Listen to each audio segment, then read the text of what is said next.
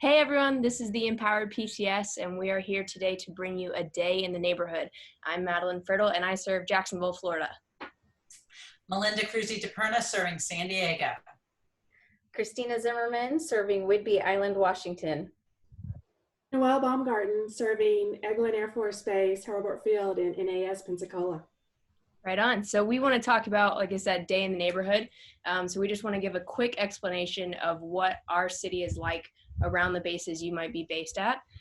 So Jacksonville, we've got a few bases, but realistically, we're a relaxed beach town with a cool downtown vibe in certain places. You've got sort of chunks of cool bars and restaurants with walkable towns. We've got suburbia, historic districts, beachfront condos, beach bungalows, basically however you want to live in Jax, we've got it. Okay, well, San Diego is not a little beach town. We're a big beach town. It's about 3.5 million people in the county, and the county's the size of Connecticut. We've got bases from the very northern spot all the way down to the Mexican border. So I picked two communities that are really popular with our people just to kind of focus in a little bit today. So the first one was a section of Oceanside, and Oceanside is the quintessential old school beach town, except it's 175,000 people. So it's a city with a lot of diversity of its own. It goes from beaches all the way to inland, from where you don't need AC to where you do. We've got multiple gates. It's primarily Camp Pendleton. And so you can have a little bit of everything. I love the community because it's got beaches, harbor, pier. It's got a great craft brew scene. It's got a lot of restaurants. And I think I mentioned it's got a lot of economic and ethnic diversity. So I think that's kind of cool. If we go all the way to the southern end, we have the community of Chula Vista, which is even bigger. And I have to check my notes because it's one of the fastest growing communities in San Diego, 270,000 people. So both of those are cities of their own, one on the north, one on the south.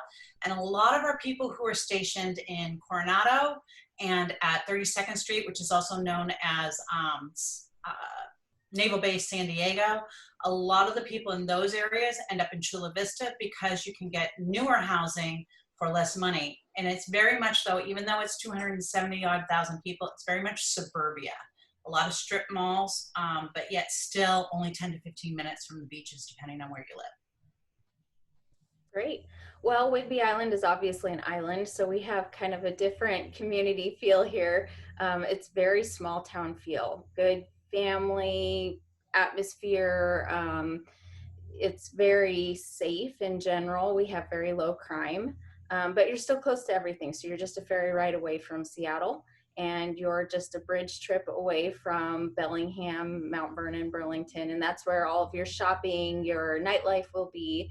On the island, we have a lot of kind of harbor towns, and like I said, they're very small. So Oak Harbor is going to be the one that's closest to the base, and that tends to be where most military families want to end up because it's literally maybe a 5-minute drive to work to the base.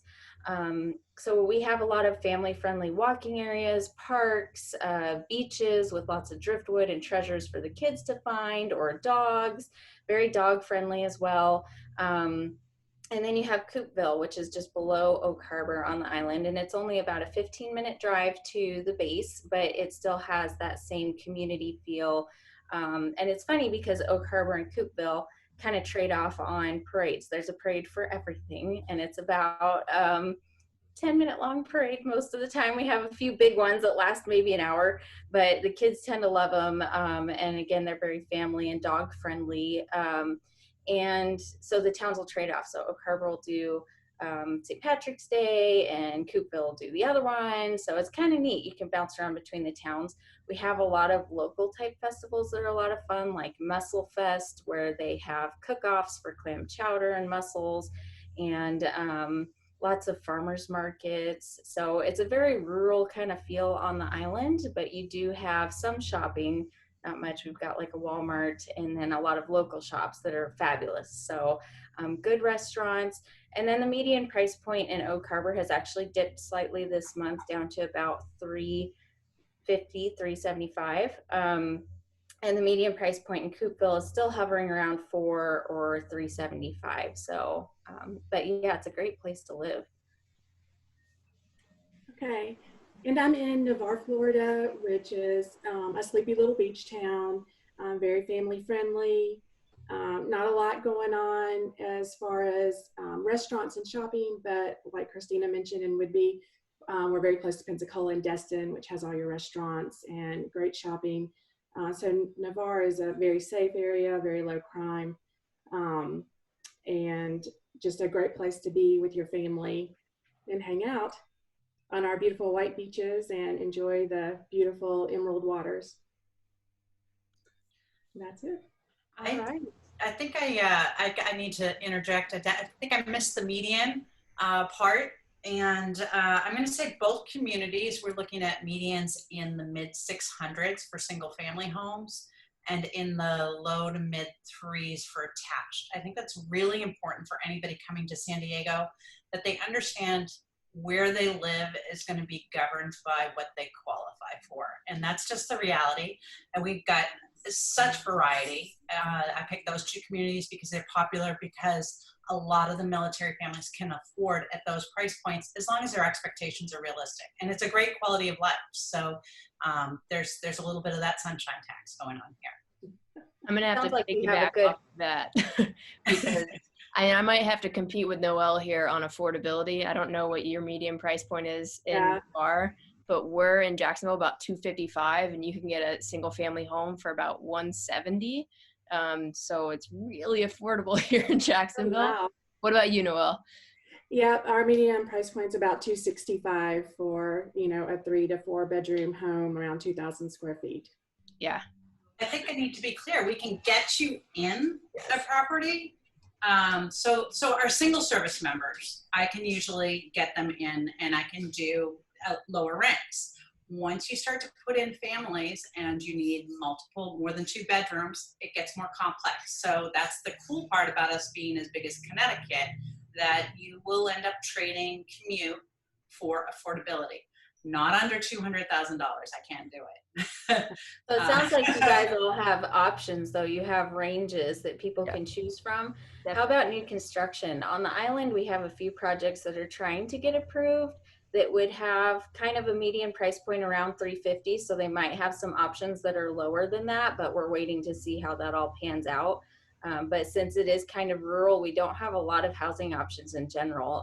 Last week, to find anything under 300,000, I think there were only 4 available, one of which was a tear down and the other 3 weren't much better. So what does it look like where you're at as far as new construction goes? So in Navarre, we've got tons of new construction really all across the Emerald Coast here.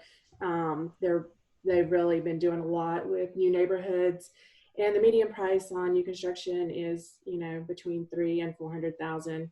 Just depending. We do have a couple of neighborhoods that are between the 250 and 300, and Navarre is experiencing a lot of growth. So we're really set to explode here. So a lot of changes coming in the next few years, and we'll continue to see values go up.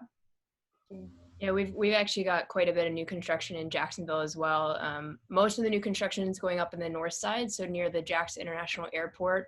It's actually a great commute for both NAS Jax and Mayport, so a lot of military families end up choosing to live there, but you can find new construction as low as like 210 to 230, and then some of the nicer ones go 300, 3.5. But you even sometimes go St. Johns County, which is south of Jacksonville. You'll get new construction there too, and that's sort of a lot more open land, so the developers have a lot more option to build there. If you're inside the city, there's not so much new construction because the city's pretty much already spread out, which might be similar for San Diego. I'm not sure. Yeah, we're interesting for new construction. So if you look at downtown, which some of our service members like, and that's a very urban, hip kind of environment, there is a lot of new construction going on. There was some urban blight that happened, which kind of opened things up for the new construction. The negative is that those new construction projects all over most of San Diego come with high homeowners association fees. In the city, it's high homeowners association fees. In other places like Chula Vista, which one of the reasons it's really popular is because of all the new construction. People like that they don't have a lot of work to do and a lot of remodeling to do. They've also got something we have called Mello-Roos, which is why you need an agent that really can look at your numbers, because that can add to the cost pretty rapidly. In Chula Vista, the new construction goes from around the median values on up well into the millions. So there's a lot of variety. Now, Oceanside was pretty built out, yet we have a few pocket construction areas. And there's actually a couple communities there that I love because they don't have Mello-Roos and they're in the best schools. So it's kind of a unique skill set to cover an area so big, yet to understand what the pluses and minuses are. So that's something that is really important in such a big area because there's so much variety. Great. Yeah, that's important. And one of the reasons that we're doing this video is because moving into an area like that, you wouldn't know any of that stuff, and you wouldn't know that you have different options that are close by and how varied it is depending on where you pick to move. So hopefully we're bringing that information to everyone to where they can see we've got options. If you're going to any of our areas, make sure to check out our individual pages because we're going to be covering each of these topics in more detail focused on our specific bases. So if you are coming to Whidbey Island, watch my page because I'll be doing another video saying, okay, we've talked about the lifestyle, a day in the neighborhood, medium price point. Let's kind of zero in on more of the details for you so you can choose what to do. But yeah, check out all these ladies. They're a wealth of information, and we hope that we can help your next PCS be a lot smoother.